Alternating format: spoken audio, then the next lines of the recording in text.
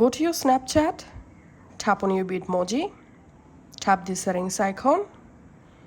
In settings, scroll down and tap on support and safety. Select help center. Here scroll down, tap on contact us. Scroll down, select I need help with a Snapchat feature.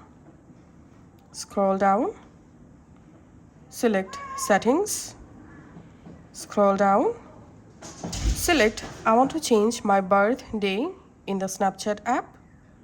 Scroll down and here tap on contact Snapchat support. And finally, here you get the Snapchat help form. Enter here your Snapchat account username. Enter here your email address associated with your Snapchat account if applicable. And in this description box, go ahead and write that you want to change your birthday or why you want to update or change your birthday or birth year for Snapchat. Then just go ahead and submit this form.